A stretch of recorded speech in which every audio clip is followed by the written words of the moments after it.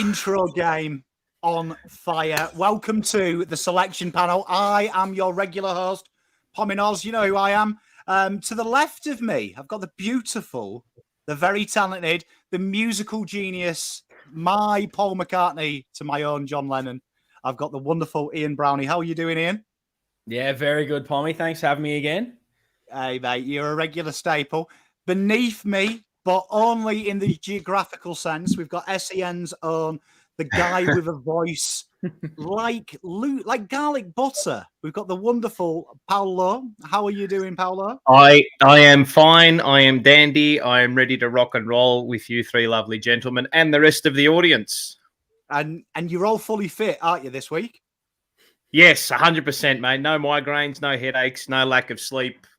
Ready to fire on all cylinders, sir. And in the opposite segment, as you watch me in the screen, making his channel debut live, he was one of the first videos I've done. Usually, he is me in this situation, but he's got the night off. We've got the icon of social media, probably the best YouTuber in Australia at the minute. We've got the great man himself. We've got big Terry Degani replacing Lekdog, who's getting on alcohol, I reckon. Well done. Hello, boys. That is Powerade showers for Terry.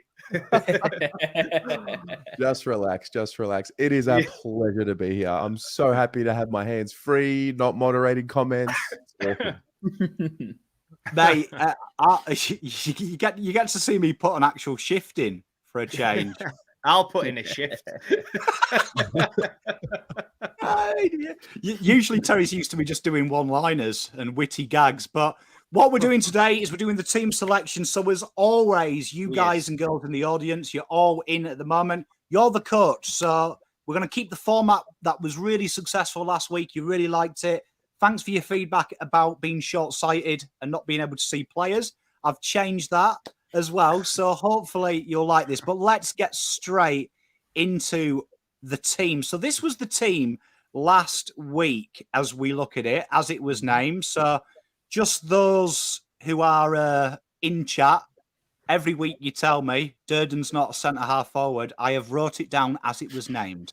So don't come at me, come at Michael Voss. So we'll start with Ian. Ian, this team obviously won by 100 points. Everything is good in the Carlton world. What did you like about the team last week? And was there any areas you saw that were a little bit iffy? Yeah, look, it's an interesting one. Obviously, I think most of us on here were calling for big changes again after two probably poor performances, and Vossi and the co, I guess, really backed in the players that were there. So that was kind of the maybe not too surprising part of it, but something that was interesting going into it. And look, he backed them, so they had to perform, and look, they performed, and you can't say much to that. I was really impressed with probably the backline mix, seeing Kempy in there, seeing how that functioned. That was probably the most exciting part of it. And probably another thing I didn't mind, which we'll probably talk about at some stage as well, was seeing a bit of Doherty at the half-forward line late in the game. That was quite an interesting lever to pull. Big talking point was probably Matty Kennedy, but overall, you can't say much after that performance that it went too poorly, really. I think every single person there put in a shift, and it's why we got the result we did, even though the opposition wasn't the best. Mate, I agree. I've got to say as well, does anyone else think that Voss is getting a bit of banter about him? Because Doc comes in, really replaces Kennedy, plays half-back, goes into the midfield, which Kennedy didn't, and then slot him across half-forward, which was Kennedy's secondary role. I'm actually really impressed with the bants Vossi is displaying at the moment. That's good. It's a good one. It's interesting for sure. Well, Terry, what were your thoughts on this game? Obviously, you've done your review as well. What did you like about it? You were one of the few, I've got to say, that was team stay as it is. You are team consistency, Terry. I am. Although I did get sucked into bringing Paddy Dow. I will say that last week. Just got sucked into danger game, bringing Paddy Dow. No, I think we won the ball against the Saints. We didn't use the ball against the Saints. And I thought we used the ball a lot better against the Eagles. Now, whether you subscribe to, it was the Eagles, there was no pressure on the ball, I don't care. The way the ball went inside 50 was different. We spaced it out a lot, led at the football. Lo and behold, we finally saw that connection. And that was a missing link, and it has been for all season. So it was good to see that. Mate, I agree with you. I thought it did feel real good, didn't it? It did feel good to see our boys, even though against a weaker opposition, actually kind of blow the cobwebs off there. It felt like they were playing restricted for the first 6 weeks, and it was great to see them just release them shackles. And I think they maybe needed it, don't you, Terry? Yeah, I think so too. We spoke about it. The first half was obviously a good half. The second half was a little bit more dominant. And they looked to still have those cobwebs there in the first half. And then I went back and looked at the play. It was Blake Acres in the second quarter into the middle to Chera. And from that moment on, I felt it was infectious. We were talking about how it was infectious to turn the ball over, or it became infectious to kick the ball into the corridor and hit a target. So it went the other way. And now we wait and see if it happens again on Friday night. Mate, it's the big game. And Paolo, you're the mythical man. We know that you like to look into the future and tell us results before they happen. You're a bit like a Victorian English novel around Christmas that we can't name for copyright reasons. But what did you think of the game, Paolo? I haven't actually heard your thoughts. We usually are in constant contact, but you've ghosted me like a university ex-girlfriend. I've got plenty of those, mate. Don't worry about that.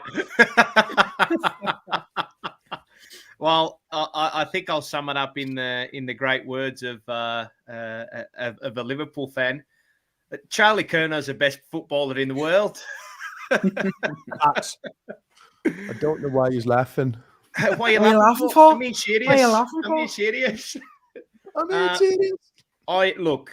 I think rightfully so that there were people calling for heads after the St Kilda game, because the performance was, even the Adelaide game as well. The fortnight leading into West Coast was deplorable, really. I think for the standards that we set, and I don't think it was unjustified to ask for change in the lineup, but have to back a man and respect a man who sticks to his guns and sticks to his convictions. And Vossi did that, and it paid dividends in the end. So it was a get-right game for our midfield and for a lot of other players too. So very pleasing, very pleasing.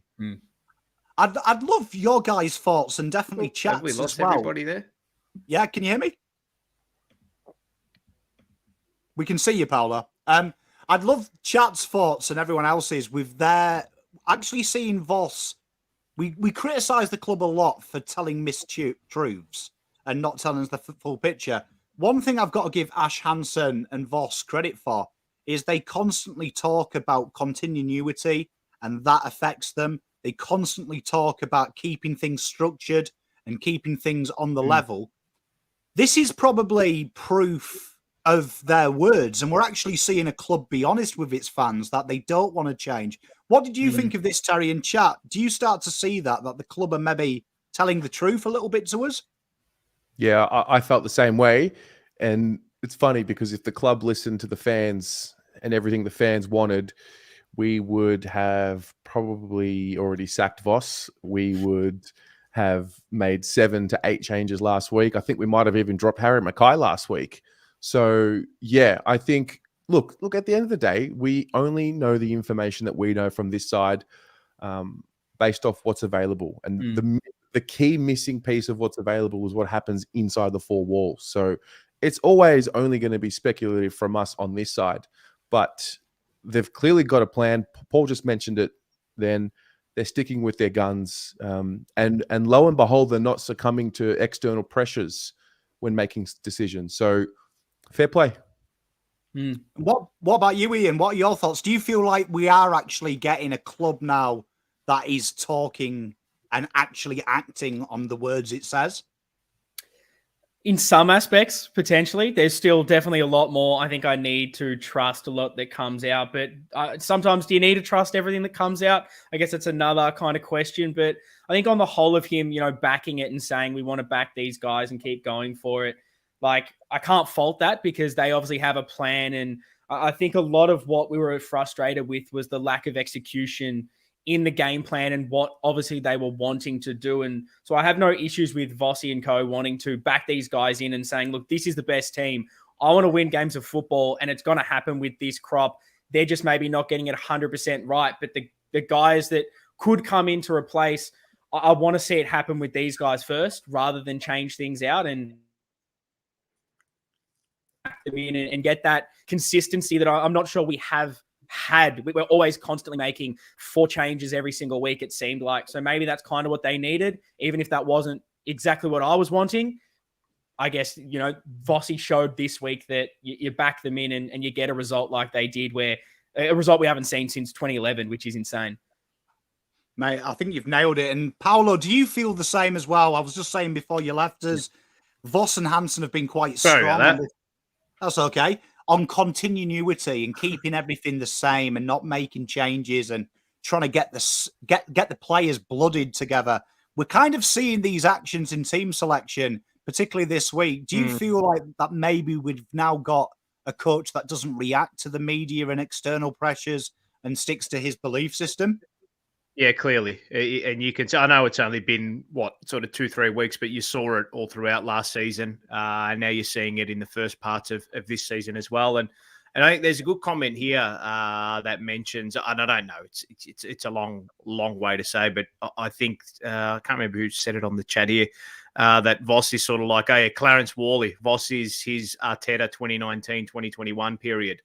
And Arteta, even though he had the players that he probably didn't want, he just continually played the same system and played it and played it and played it and played it. And he eventually figured out the blokes who could get on with what he wanted to enact on the team and on the squad.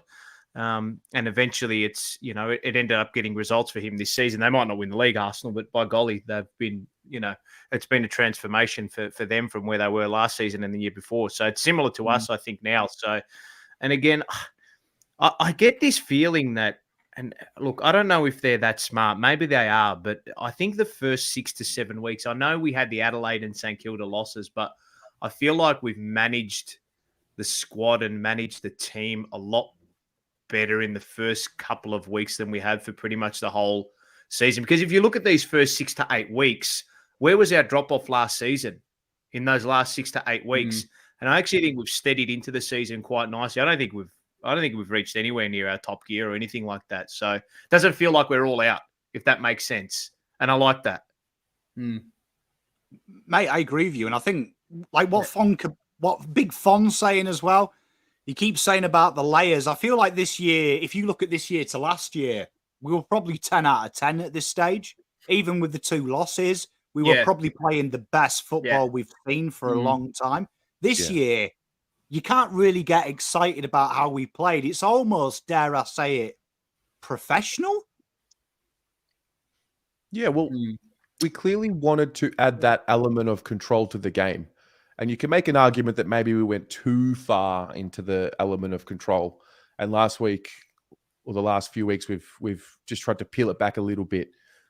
We'll see over the next few weeks because it's going to be tested against the quality opposition. But yeah, I'm not sure about relying on it for 4 quarters, but I definitely think we need to be able to control a quarter for 3 to 4 minutes each quarter. It's going to be interesting, and time will tell. Next week is big. Obviously, there's a bit of cavalry coming back as well. Gary asking about Cunners. He played his VFL game 2 weeks ago, was out again with a calf, but he's scheduled for a test. And that is probably an exciting time for this show, that we're actually going to be able to pick a team with maybe 40 players. Believe that. It helps. If you remember last season, I think that towards the back end and in the middle parts, they were training, 12 on 12, 11 on 11. They had to get VFL listed boys in to train with the AFL lads. So, I mean, how can you uphold a standard if that's the case? You can't. True. It's different now. Touch wood. It's going to be interesting, but we'll start with debutant on the show and look at the picture. Like he's upped. He's up the game. He's up the game. The jawline. Chiseled. Well, Terry, talk us through your team and coaches and selection panel and chat. Get ready with questions as he explains his selection process. Right. So the way I looked at the team this week is I tried to put my mind inside the mind of Michael Voss. And it's clear he wants to play his best 22. And I just went clearly for who I think's in the best 22. I think Motlop, therefore, will come in for Honey. I think Honey, I can understand why he's been playing. Like, I've obviously been critical of his performances over the last few weeks. Don't think we're getting quite enough from that position, but I also love the fact that he's upholding the structure of the team and not just bringing in a Paddy Dow, for example, just for the sake of rewarding his VFL form when he hasn't been playing in the position. So Motlop for Honey, and then I just think Kennedy, based off what I saw in that sub role last week, suggests to me that he's sharp again. I think he would come in for Ed Curnow because I think Matt Kennedy's in the best 22, and I'm not quite there where I think that Curnow is in the best 22. I think he's just on the borderline. Now, whether he's the sub or not is another question, but just those two changes for me. Mate, I like it initially. I love the fact I can see some fresh names there as well. Boyd, Binns, Cottrell. God knows how they're getting into the team should they win this week as well. That's a great problem to have. But, I mean, I like the way that you've not changed anything. I don't think anyone's going to do dramatic changes. And just to answer Josh's question, and Ben, we do the extended bench, and then you guys pick the sub. Stay tuned if you're the first time watching. Any questions, selection panel? Anything that you don't like? Any questions you want to quiz Terry with? Anybody want to ask me about Zach Fisher? I'm ready. Also waiting to see if any of you blokes dropped him. So no, I don't think there's any questions, to be honest. I think it's pretty cut and dry. Yeah. No, you've pretty much nailed a lot of the things. And yeah, I think the big question mark that a lot of people are going to have this week is what is the goal with Kennedy, and does he get his way back into this team? But looking at it on paper, I feel like there's enough balance to sort of everywhere that it kind of makes sense to me. I think if we were doing this in 2 to 3 weeks, it's going to be a different conversation. I think Boyd will then have had a month under his belt. Cottrell would have had 2-3 weeks under his belt. Binns, if he keeps going, you've got to ask the question. My question is, when do you play these guys? Do you wait until somebody else comes out of form, or do you just keep rolling with the best 22 and get continuity into them? Tough one, isn't it? Yeah. I mean, to be honest, I know I'm an advocate of kids, and I'd love to know what you guys think. I'm of the school that they've got to force themselves into the team. I think we're past the point of like bringing Binns in this week purely for a bit of experience. I think it's got to be a Stonewall, Hollands out, Binns in. Like, don't make them play the half forward role because he rests there. Give him his best chance of replicating VFL form. Same with Boyd. Do you know what I mean? I don't want Boyd coming in and then Carlton suddenly saying, just for argument's sake, Kemp goes to half forward, even though he hasn't played it in VFL, and we bring that back because that's what we used to do. You know, try and force 22 players in, as opposed to just play 22 players in their structure. Yeah, very much agree with that. I love it, Terry. And comments are pretty good. Terry, this is a common one because this is our group. Harry Mackay, would you play him at full forward, trying to get him them cheaper goals, or do you like him at centre half forward? Two parts. One, this is Harry's week. Get on board. Absolutely, it's all set. It's all set for him. I believe Charlie is the most dangerous forward that we have because of what he can do in the air, because of what he can do at ground level. He makes defenders far too worried about him. I think Harry is a great conduit between half forward and full forward. I just think Charlie's a more dangerous forward. Now, can you play them both together in the forward 50? Of course you can. But I look at the Geelong model, and you could probably make the argument that Charlie's a bit more like Jeremy Cameron than what Harry is. But I just think Charlie's a lot more reliable in front of goal, more dangerous. And we seem to overlook what Harry does with the relief work up the ground. If we didn't have him taking 6, 7, 8 marks a game up the ground, we would struggle even more than what we already do at times to move the ball forward. So I just it's a preference for me. I think maybe if you want to get Harry into the game, you put him at full forward, or maybe if you want to get Harry, if Harris Andrews goes to Charlie, for example, maybe you bring Charlie out of the 50 like what we did with Barris last week and Harry. So potentially, but my preference and my opinion is Charlie's the more dangerous forward. So you isolate him when you can. You know how to make me happy. That's what I want to hear.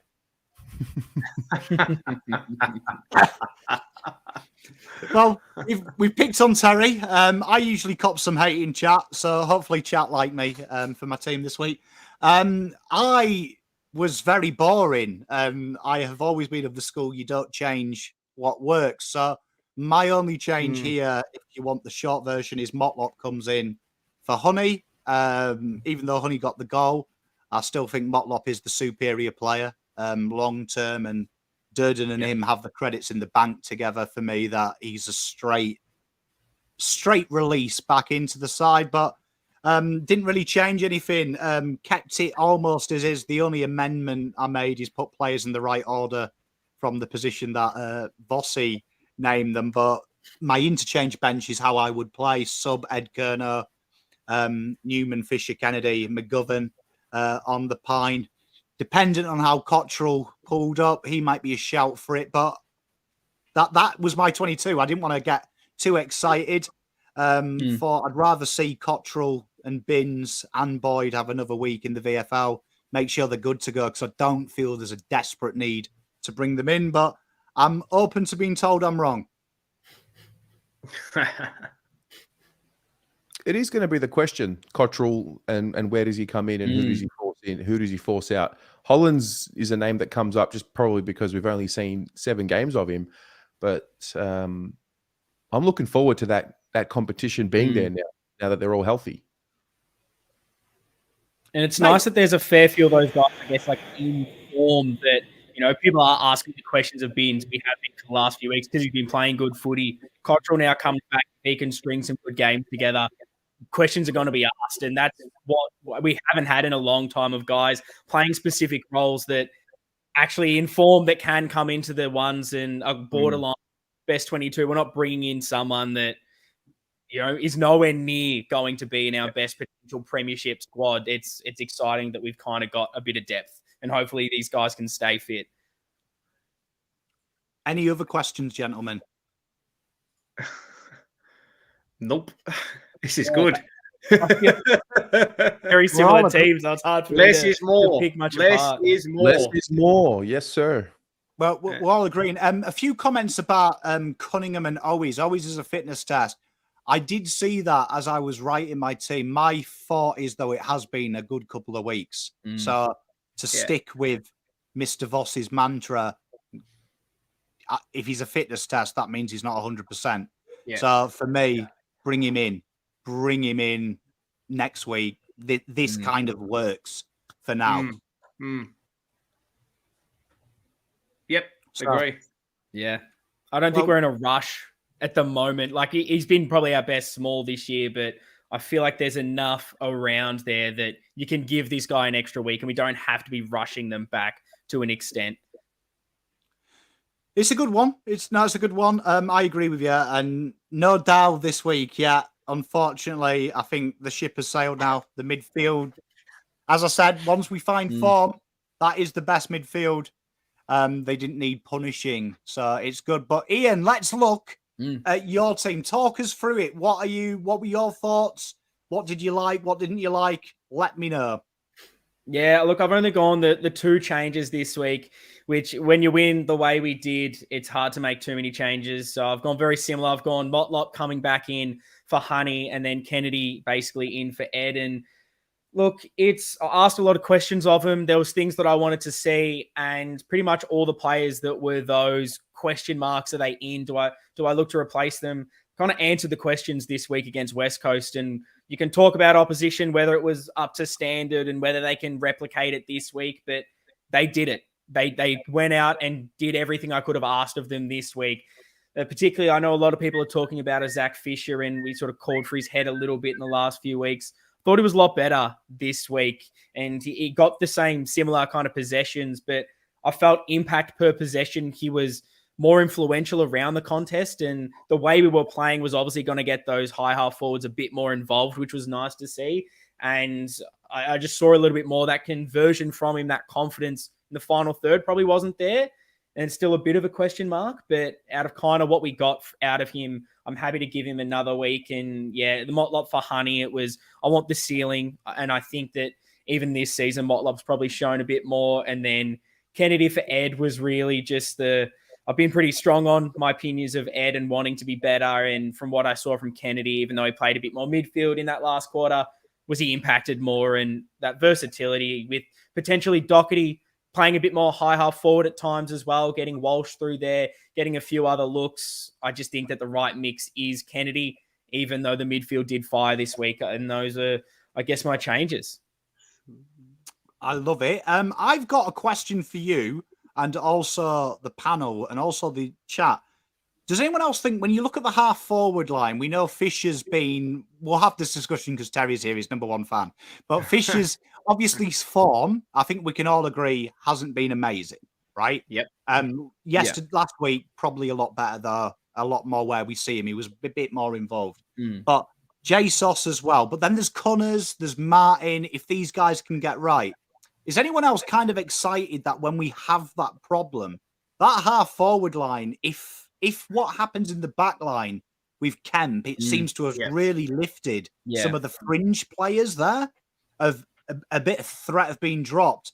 That is a really exciting area, I think, in the half forward. Say if Connors and Martin play 2-3 weeks in the VFL and bang the door down, that we could have a really fearsome side. What are your thoughts, panel and chat? What do you think of that? Is it a case of high floor if that becomes a situation? I think that's been our problem for a while, hasn't it?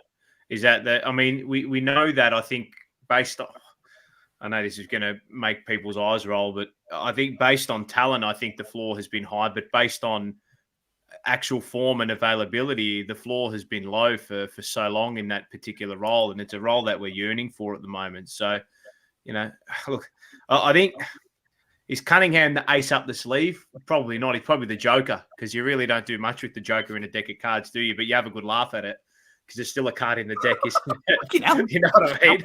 He's probably the Joker in the deck, I think. Really. It's gone for the jugular on a Tuesday. You know what night. Absolute drive-by. You know the Joker in the card deck, though, but you can't help but look at it. You pick it out of the deck. Oh, it's a Joker. Oh, look. You know what I mean? So, look, I love Cunners. I think everyone does. It's just a matter of if he can keep his body right. So, and he would add that dynamic nature across the half forward line. But again, it's Cunningham and Martin. What do I keep saying? Availability is your best ability, and Silvani and Fisher have been there. And I think as much as we've slammed Fisher the last sort of month or so, the one thing that I think he can hold his head up with, and the fact that he is doing this is a sign that it may and could eventually turn. At least he's getting his hands on the ball, if that makes sense. He's still getting his, and I know disposals are not everything, but he's still getting upwards of 20 touches for most games. So it's not as though he's an absolute ghost. It's more just the influence he has with ball in hands. So I hope it turns around for him. It should, because his form last year was sensational. So maybe he just needs to continue to play and play himself back into form rather than going down to the seconds. Because as I've said, there's no one really that can, at the moment, there's no one that can really come in and replace him, is there?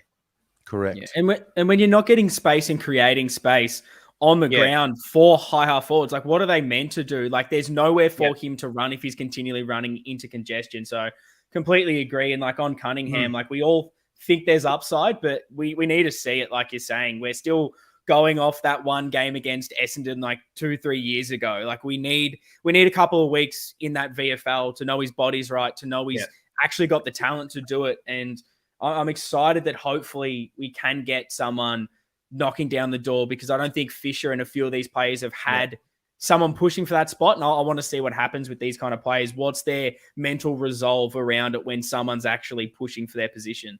Come on, Terry, defend your boy. No, I'm glad. I wanted to bring this up because it's like we're missing something here. He's not playing in the forward line like he was last year. All 7 games this year, there is not one single game this year where he's played more than 25% of the game in the forward line. If you look at all these heat maps and where he's getting the ball, Pommy, I don't know if I'm putting you on the spot here. I'd be curious to see the percentage of the quadrants of where he's getting the ball. He's playing along the wing. He's playing in the defensive 50. He's running back and just being an option. And it's a new role. Now, are they going to stick with that role? I don't know.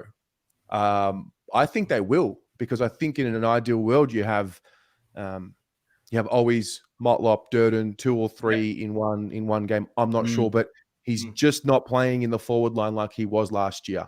I know he had 3 shots on goal in round 7, but if you look at where he's winning the ball and where he's actually possessing the ball, he's adjusting. Is he in great form? No, he's not. But I think what you both alluded to just there was like, all right, well, Martin's not fit. Cunningham's not fit. Yeah. So these are the guys at full fitness that would probably be putting a bit of pressure on him, but they're not there right now. So the only one you can maybe make an argument for is potentially a Lockie Fogarty. But then my mind goes to, well, who are we moving forward with? Lockie Fogarty or Zach Fisher? So I think Terry makes a great point, and Paolo touched on it, and it's something that we've talked about a hell of a lot to back up what Ian said, that unfortunately Fisher doesn't have comp. And you mentioned, Paolo, will you go high floor or high ceiling? If you look at how Voss is playing, one of them is the high floor player. That's Jesus. He likes the reliability. And then Fisher, to back Terry up, you look at his heat map, it's almost identical to Josh Rochelle in the terms of that they're getting him to work high up the ground, get the ball from the defenders, which then allows the wings to overlap him. It's a very hard role. And the only one who I can see on our list that could play that role is David Cunningham. I don't think Martin can play that role. Yeah. If Fogarty came in, you would have to then get rid of Jesus and play Martin. So he's got the creativity that Voss demands from one side. And then that looks a little bit of a mess. So I actually think, Terry, you've nailed it. I think Cunners is his competition. But you'd be an idiot, as much as I love Cunningham, to bring Cunners in this week or next week. He would have to play till the VFL bye, which is 2 weeks, in my opinion, because that's the problem. Cunners can't play 2 games. He played for the VFL for 30 minutes, and then miraculously, what was a sore calf turned into a bad calf. So we can't afford, in my opinion, to play a player and hope next week he's going to be there. We have to do with what we know. And unfortunately for Cunners, that's what he's got to prove. And then we can have the conversation. And I actually will put this out there. I'm not saying this because Terry's here, because I've told Terry this off camera. I reckon if Cunners puts a rocket up his arse, Fisher will go to another level. I actually think he'll go another level once he has the comp. Tony Kuris's comment, I've lost it. I've lost it.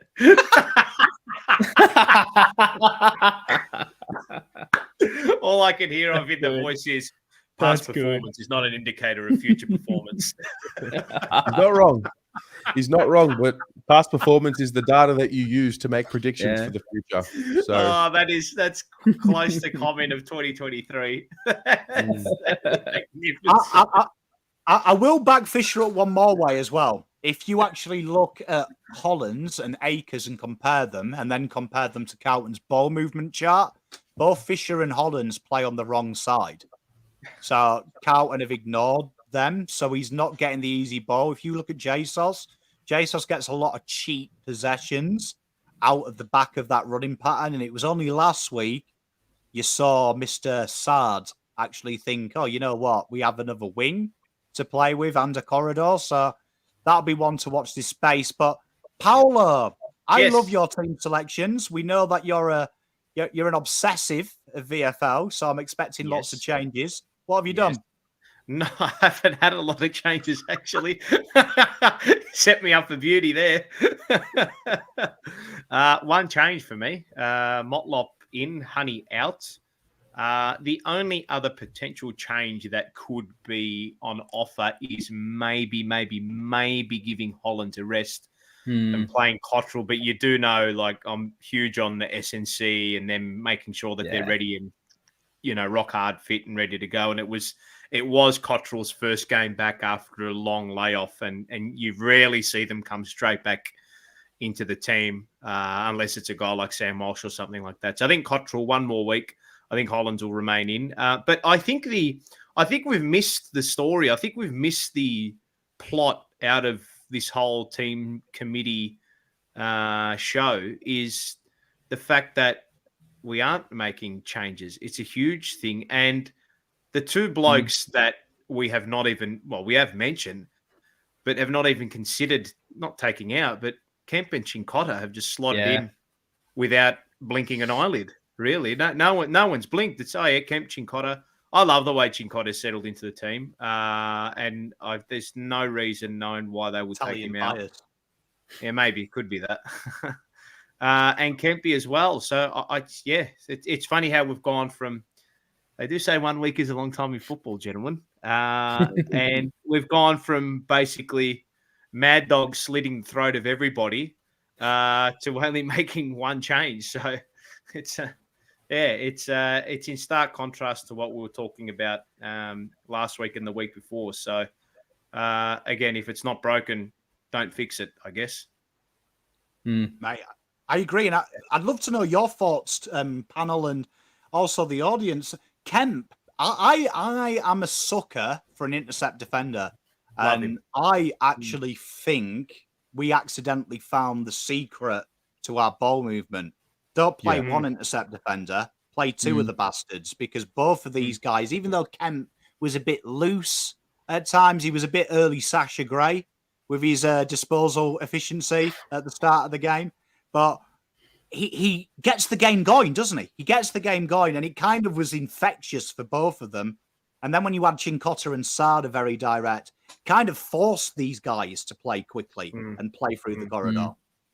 Yeah, and I think that in turn also wears off on a guy like Jacob Wiedering as well, who we know, when he does get ball in hand, he's just the culprit of that slow ball movement, that layer rising in the back half and not wanting to take that release kick and looking for the safe option and going along up the line. Whereas when he's got guys around him like those three, and those four really, Kemp, McGovern, Sard, and Doherty too, it just makes for, I think it just becomes infectious as well. So I love what Kemp showed on the weekend, and I know it was against West Coast, but you still got to be able to do it. And I love what he did last season in that Fremantle game when he was outside against Taverner. I thought he was really good in that game, and was surprised he got dropped. But I do agree with Pommy in saying that the two intercepts, it kind of opens up both sides as well. McGovern on one and Kemp on the other. So, and Pommy did allude to it too, I think, on the Monday show yesterday with Utez, that Kemp's intercept ability before the actual play occurs, his reading of the game is just, and you see it at VFL level, Pommy. That's the beauty of it. You see him reading, and we were talking about this, I think, with Silvani. I don't know their different positions, but in the AFL game against Adelaide, there was a move that Harry Mackay made, and Harry was sort of leading out, and Silvani didn't realise that we're outnumbered. Even if he had taken the mark, we're outnumbered 2-1 out the back. And I think Kemp's got this ability to read a play ahead as well, which is, that's innate. You almost, can you teach it? Yeah, kind of, but you've almost got to be like a student of the game to understand how that sort of unfolds. And if we've got plays like that in the back half, then it's going to bode well for us, moving forward. So I really like what he's brought. And he's a tough bastard too, Kempy. He's not afraid to jump up and take contact either. And he's clean in the air, very clean in the air. Both Cincotta and Kemp as well. There's one moment, quarter one, 22 minutes in, Kemp screams at Hollands to get out of D50. And Cincotta told Akers off in the third quarter. And that actually excites me, because me and Terry have talked about this on many Monday shows. Just because you're a captain doesn't mean you have the leadership power. The whole team does. And I love the fact Kemp and Cincotta, even though they're a couple of games into their very early AFL career, they've got the confidence to say, nah, mate, fuck off. This is my area, yeah? You go and do your job. And that makes you a better team instantly, that they feel comfortable enough to say, this is my space. Let me play football. Yeah, we've been critical of ball movement. So having guys in there that their first thing is wanting to take the game on and get the ball moving quickly, they're staying in the team for me. And what I enjoyed about a Kemp in Cincotta, probably more Kemp because he did make those mistakes, is he didn't go into his shell. And I know, but the big caveat is it was only West Coast, but he could have easily gone, okay, I'm not going to take that kick on because look what happened. We get punished for it. But he keeps doing it. And that's exactly what this group need to be doing, is understanding that that's the right option. The execution was poor, and continually doing it because that's the correct thing to do. And having a guy like him that wants to take it on, a guy like Chincotta, I thought was unbelievable. He's so clean, and he's clearly at the level. I'm excited to see the movement around it. And someone in the comments even mentioned that having another tall kind of allows Young to play a bit of that ruck relief, which, knowing that De Koning's not in that team and we don't necessarily have that second ruckman, it allows Silvani to stay closer to goal, and we saw the influence that had. So it's just more versatility is what I'm enjoying from this. And then Doc can go into the midfield. It's just it's pleasing, I guess is the right word there. Mm-hmm. I think you nailed it. And no sauce in the ruck turns me on. I'm sick of seeing it. Young's look how much interesting fact, 78% of his hit-outs went to a Carlton player as well, Young. You know, if he does that all season, you can start saying Brody Kemp who?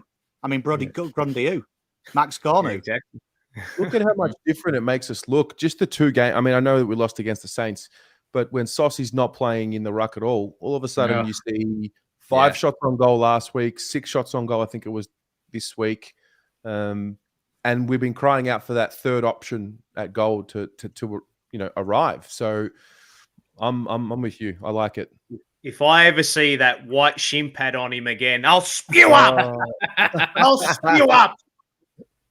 You know, you've got to look at. I always think though with Jesus, and this is just looking at it logically.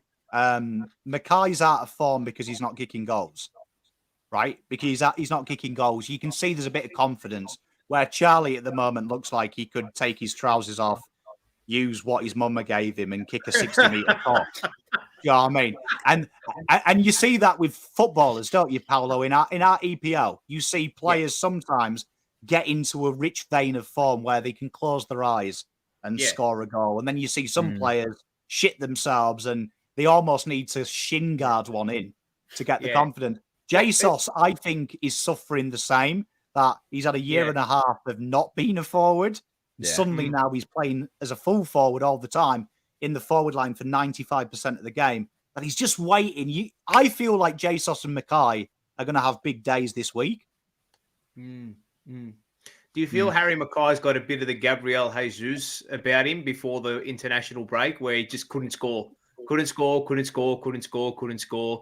He was still doing a lot of selfless things, and which I think we saw on the weekend. But I think it'll come together for Harry if he keeps doing what he did on the week. Again, it'll eventually come together for him. I actually think the St Kilda game was just a poor game in front of goal. It was a 5 to 6 minute brain fade on that left wing where he marked the ball, hit the post, intercept, bellied the ball. It was a brain fade. I actually think in round 7, he just understood. I mean, he kicked 2 goals in the first quarter. Yep. Charlie kept going on with it, and I think he just understood the assignment, like get out of the way. It's very similar to what Jesse Cameron did with Hawkins against the Bombers. I think there'll be a game where everyone focuses on Charlie very early, and I can see it. I can see it being last year, Cameron and Hawkins, where every week one kicks 6, the other kicked 2.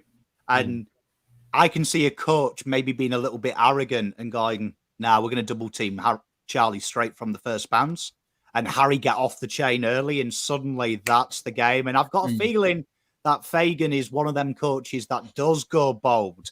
I could see it this week. He'd go right to his 2 big guys.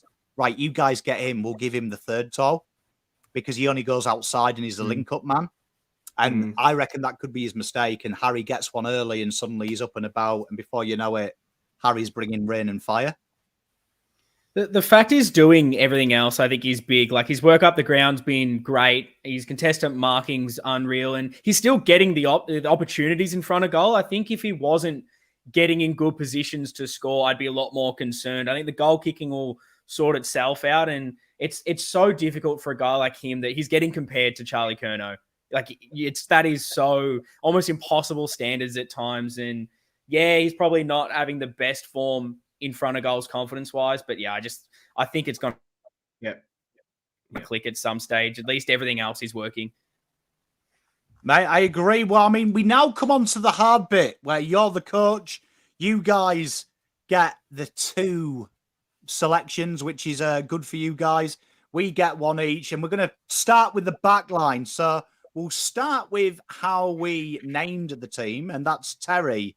Terry, which defender here are you guaranteeing a place? And chat, start throwing your names out. You mean to be named in the exact spot that I named him, or just to be named in the side? Back line. We can fight if you start like being silly and put in Ken centre half back or something. I was being cheeky. I was thinking TDK. No. I'll explain. I shouldn't start that name you see on the screen, so it can't be. You can't throw a curveball because Lekdog does this all the time and says, "Oh, well, you've given me pick 1, thank you." And it's Wiedering. Wiedering is the first picked in the back line for me. And where would you like him to play, Terry? In fullback. All right, cool. Yep. I was hoping you'd say back pocket for Bants or something. Mr. Paolo. Yes. Who are you saving on that list? Who am I saving? Yeah, who are you? Who do you want? Oh, the rules have changed since you were here. So now you pick one who is a lock, and then the chat pick the other 2. One who is a lock. Yeah, who you refuse to not have removed. Brodie Kemp. And where would you like him to play, Mr. Paolo? Well, obviously as the intercept defender, across halfback, but probably alongside, maybe alongside Jacob Wiedering, just holding his hand and just saying, Jacob, this is how you have to move the ball out of the back line. I love that. Yeah. And Ian, who are you saving? Yeah, I'm going to go probably in a similar vein to Paolo there. I'm going to save Chincotta just because I want to keep seeing what we're seeing from him. He's run and dare, so just chuck him on the half-back line. You know what? I'm going to make it easy for chat. I'm going to save Young at centre half-back. So we've got Kent, McGovern, Young and Chincotta. Love it. Got Kent Wiedering, Young and Chincotta, sorry. So chat, who are you saving? I can see a lot of Newmans and a lot of Sards. So I think... Fuck, how good has Nick Newman been this season? Seriously. Oh, mate. Unbelievable. Something else. He's turned it around since 2021, that's for sure. Oh, when you gave him the nice bit of lip service, sir, did you? Hey, he was the only one. Mate. NGE. NGE. Yeah. Mate. Well, chat, you've saved Mr. So your back line now agreed on is Newman, Wiedering, Kent, Sard, Young, Chincotta, no McGovern. So keep that in mind, chat, when you're naming your lineups. But as usual, this is a bit harder to do because everyone's picked the same centre line. It is set and forget. And everyone's picked the same ruckman and everyone's picked the same followers. So amazingly, chat, we don't have to do anything. That is very nice. This has been the way they've selected it for the last 2 or 3 weeks, especially the centre line. Akers, Cripps, Hollands. They love it. We only ever have a debate, really, about is Walsh in a rover, but no one's done it this week. It's usually Lekdog who picks Cripps and Walsh just purely so we have a discussion point. So everyone's played the bell. So forward line, this is going to be exciting. So there is a few different names there, but we'll do it. So Terry, which forward are you locking in? Charlie, full forward. On the goal line, in the goal square. Okay, Paolo, who are you locking in? The best player in the world. Charlie. He's gone double up. Ian, who are you saving? Oh, I will save. Oh, give me Jesse Motlop in this week. I'll go Motlop. Where would you like him to play? Forward pocket, please. Okay, I'm going to save a guy that I have been mean to this year, but I'm a fan of high floors. Jack Silvani, half forward. So, chat, you've got Harry to save. You've got Walsh to save. Let me know who you're doing. We've got a few votes for Durden as well. Durden is locked in. Who else have you got, chat? Durden. Tell you what, there you are. I can see it there. So your forward line is going to be Walsh, Mackay, Silvani, Durden, Charlie, and Mr. Motlop. So that means we've got the hard one now. And this is where the debate always happens. Your interchange. So, chat, one person from the interchange that hasn't been selected. Terry, who are you going to make as your interchange? Who's your first name you want to see on the interchange? Doc. Mr. 150. Yep, Mr. 150. I was going to say, if we dropped him on this show, we'd be cancelled. Can you imagine? I've got a bit of team balance this week, boys. Just to cheat, I had him as my save just in case. I was like, Jesus, if someone forgets on his 150th. Paolo, what name would you like to see saved? Well, Jinkota. Yeah. You've already got him in the half back line. Do I? I thought I've got him on the interchange here, don't I? No, but one person you can name. Any name that you see on there. I would go with... I don't think I had Newman across halfback, did I there? No, I'll lock in Newman then. Newman's already saved as well. He's already in the main team. Fucking hell. All right. Jesus Christ, I'm going well here, aren't I? Come on, Harry Redknapp. All right, I'll make Terry happy. There you go, Fisher. I was going to say... no, I'm saying Kurno. God. I am like a Datsun 180B at the moment. God. Jeez. Do you know what I mean? Who are you saving, Mr. Ian? I'll save Gov because I think we've left him out at this stage. So keep that back line the same. Oof. Do you know what I mean? I've got a bit of power here because I could throw a curveball before we name a sub. Yeah. Do I do it? You know what? I am going to go bold here. And I am going to bring in Cottrell. Oh, wow. Wow, rogue. Beautiful. Can't wait for that recurring stress fracture to pop back up again after 1 week. Well, we've got to make it exciting, haven't we? We've got to make it exciting. So I shouldn't say that.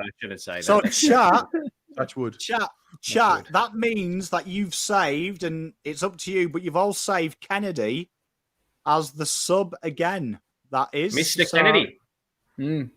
So you've had the important job. I saw Kennedy, and that is why Pom is mean and brought Cottrell in, because I thought let's have a beautiful discussion point. But this is your team. Let's have a look at it and see what we think of it. But it's just downloading.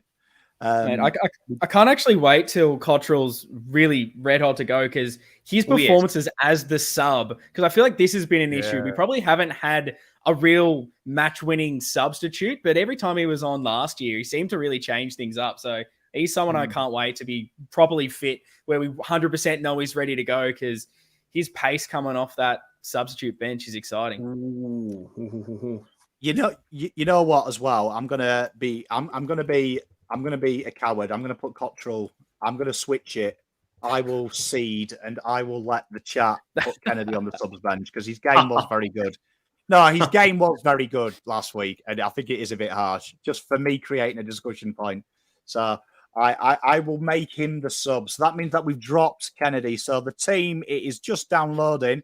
But for those watching at home, we have agreed on Newman, Wheater in Kemp, Sad, Young, Chincotta, Akers, Cripps, Hollands, which has never changed all year, Walsh, Mackay, Silvani, Durden, Curnow, Motlop, Pitternet, Hewitt, Chera, Doherty, Fisher, McGovern, Kennedy, with our sub being our favourite boy, Matty Cottrell, making his first game of the year. So what are your thoughts of that, chat? And what are your thoughts, selection panel? Big dubs coming in this week. Yeah. We're winning this week. We're doing predictions soon. Winning. Go on, let's do it. So chat, while that downloads, your predictions, give me your predictions in chat. And Terry, I'll start with you. What are your thoughts this week and what are your predictions? My thoughts this week, we haven't chatted about it yet, but I would like to chat about who we think goes to Gunston. I think there's one that can potentially hurt us. Last time we played them, Zach Bailey kicked 4, and so did Daniel McStay. So, look, what do I think is going to happen? I genuinely think this is all set up for a really good Friday night for us. I have Sydney round 10 2022 vibes in my mind right now. And we need to consolidate what we did last week and not have the fiery mob come out because we didn't consolidate. I think we'll win by 3 to 4 goals. Mm-hmm. Paolo, thoughts? Yep, I agree with Terry's sentiments. Had it a little bit higher, in between 4 to 5 goals. I think Rich and Zorko out for them are massive. Yep. And it just sets up nicely for us. I'd like to know, and maybe someone can run this, how many teams in the last 5 years, I don't know, but how many teams in the last 5 years have won by 100 points and then gone on to lose their next game? I'd like to know that. That's a good question for what's the Twitter account? Sir Swamp. Sir Swamp, yeah. I'd like to know, even in the last 10 years, how many teams have won by 100 points and then gone on to lose their next match or gone on to win their next match. I'd like to know the head-to-head record. Not that it really means anything, but yeah. You know I'm a numbers man, Pommy, and I like to code things. Sam Doherty's 150th game this Friday, and a win would mean it is Carlton's 150th head-to-head win against the Fitzroy Lions / Brisbane Bears / Brisbane Lions. Is that right? That is correct. Wow. Yep. The numbers are lining up. Yeah. Coincidence, apparently. It is an interesting thing you say. I don't know the stat offhand. I can look, but he's probably got it offhand because that guy's just a freak with his answers to questions. Don't know how he does it. But it's going to be an interesting one because it's also would be our first Carlton respects win as well. Like the two narratives, me and Terry talked about this last night. The narratives are Carlton lose milestone games, Carlton lose respect games. And these are two narratives we can break in one game. And I've got a feeling that I actually think milestones are pointless. I don't think people care about them as much as fans think. But I think when it's someone like Doc, I think that adds something. Do you remember that story about Bryce Gibbs running himself and making him vomit because, in that milestone game that he had a blinder in when it was Cade Simpson's 250th, wasn't it? Yeah. Was it 250 that he it was against Port? Was it against Port Adelaide? Was that the one where he came out from the bottom of the pack at the final siren and he was like the bloke underneath? Yeah. Because he passed out end of the game and vomited. So and it's because how much they love Cade. I think Doc is Arcade Simpson in the terms of all the players love him. Yeah. He's their favourite. I imagine that gives them the extra 10% as well. So I'm going to predict Carlton by 25. Big. I like it. Well, to quote the great Andy Tate, Pommy, if you can't motivate 22 men for this game, who can you motivate? After you saying how many teams lose after winning by 100, to quote the great Man United Andy Tate, I pray to God there isn't another annihilation coming. Well, I hope there is in the case of our opposition. That'd be nice.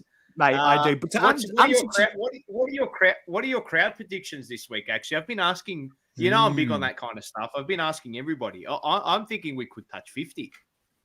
Yeah. Well, we got 49 against the Saints. True. We had a week out of Melbourne. Yeah. Friday night, weekend. I reckon 48K. Okay, I'll say 49,765. Just to be precise. I'm with that. And Harry McIntyre kicked his first goal. Absolute lock. Absolute lock. Well, Ian, what are your predictions for this? And I've got a special little. We'll do a special little thing at the end as well with the chat. But your predictions for this game? Yeah, I've got us a bit closer margin. I think it'll be 17 points or thereabouts. But I'm hoping that the last game gives them that belief and confidence that, okay, we can do it. We're a good side when we apply the certain things. And then if they need any of that external motivation, like you lads have said, for Doc's 150th, like there it is. There's no one else that I think this group would go out there and play harder for in that whole group. And yeah, consistency. Let's get it going in front of a big crowd, like Paolo is saying, like they feed off that energy. So I'm excited to see when we're up and about, start to kick a couple of goals off the back of last week. The fans are up and about again. We're a bit nervous into that St. Kilda game. I feel like the energy is going to be a bit higher from that first bounce, and that might just be what this group need. Well, I agree with you, and I wanted to ask you guys this because Terry touched on it. But last time we played them at Marvel, Sam Walsh had 3 Brownlow votes, and Harry had the 1 sultry vote for this team. But to answer matchups, I think matchups are important. Terry touched on it. We know their forward line has taken probably a knock since losing McStay, because McStay gives us nightmares because it was probably his 1 good game for Brisbane in his time there. But Hipwood, Daniher and Gunston will line up. Which 3 are we sending to them, and which one are we going to keep loose for the intercept? Ooh. Chat as well. I would go with... it's an intriguing one. Very intriguing. Very intriguing. I think Wiedering goes to Danaher. I think that's the logical move. I think Youngie ends up with Hipwood. And I think McGovern gets the Gunston role just purely because he's a little bit more hardened than Kemp. And I think they'd trust McGovern on Gunston a little bit more than throwing Kemp to a bloke like Gunston. And I think Kemp can be the free man down back. I think that's probably the move. That's probably the move they go with. Could be wrong, but yeah, I think Joe said it here. I would start with Kemp on Gunston and let McGovern roam free. Fair enough. But it can change throughout the game. But Brodie's if he comes out with that confidence again, he's really got a point to prove, I think. Yep. See, I think having Ken, I think it's a baptism of fire for him. But I will say this, out of all the intercept defenders in the comp, 80%, and he's got the most contested one-on-ones, is McGovern. McGovern has the most, yeah. And this is a forgotten part of his game plan. I actually think it's so grossly underrated is how strong McGovern is as a one-on-one defender. And there is good arguments, I think, at times when you're watching game. They did it last week as well when Wiedering became loose and McGovern actually took Darling when he went centre-half back, and they actually switched them round and he had 2 one-on-ones, one on both. I think that's a really interesting little proposition because there is a famous team out there that plays 3 intercepts, Melbourne Demons, and they are regarded as the best transition side in the comp. And we always talk about this, Terry, when we do our previews and stuff. They're a bastard to deal with because Lever 1 minute will be on Charlie, then he's on then he's on Harry, and then 5 minutes later he's on his own and they bring in someone else. They really heavily rotate their one-on-ones very structured. And I think Carlton could have that in the future. I think that's quite a sexy little thing for us. Yeah. I was going to say, like, what excites me about the team that we've selected here is that versatility that we're having this conversation and we can't all nail the same answer on it, and we can change things up throughout the game if things aren't working or we want to get someone else loose, like you're saying, whether we break a Wiedering free to intercept at times. And for me at the start, I'll probably go Gov on Gunston just to allow Kemp to be a bit free to start to continually build that confidence early, like we saw this week. Gets those 2 intercept marks early, and it goes on from there. So I think Kemp free for me, but I mean, you can chuck anyone on them. It's not going to matter. The Baggers are going to get the job done. I love it. There's also, I wanted to bring this up just to be a bit of a shithead. I know that people don't like Lockie Plowman, but he has got an exceptional record on Charlie Cameron. Oh, for fuck's sake, Terry, we've already picked the team. So I wish you know what? If Lekdog was here, I know. Lekdog would have guaranteed had Plowman in this team. You know, before we go, chat, I see a lot of you ordering about it, and we've got probably 4 of the finest minds just quietly in the Carlton community here. Sard or Newman on Cameron? Do we go ballsy aggressive, like we did twice this year, put Sard on him and make Cameron defensively responsible, or do we go lockdown like we did with Toby Green? But do know Voss does like the Sard on a dangerous forward as well, which I think turns me on because it means we're not a shit team. Yeah. I think Sard's closing speed is exceptional as well, I think too, which really helps. Do you think there's a case in point where if there's a time and place where we are up the ground and there's an opportunity where Brisbane could get us on transition is where Sard would go to him? Whereas if Brisbane are sort of like camped in front half, that's when Newman would go to him because you don't have that room to zip around, if that makes sense. You see, my thinking was I would actually exploit their weakness the other end. Yeah. So we know Barry has spent a lot of time half forward now. Cam Rayner's pissing about as Audi Chincotta.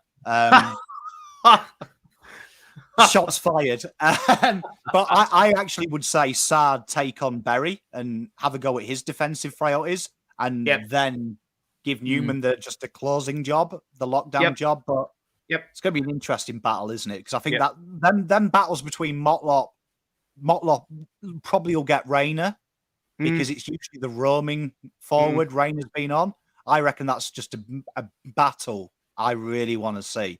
Two guys learning their trade, young, hungry, big engines. I reckon that could be a ripping battle.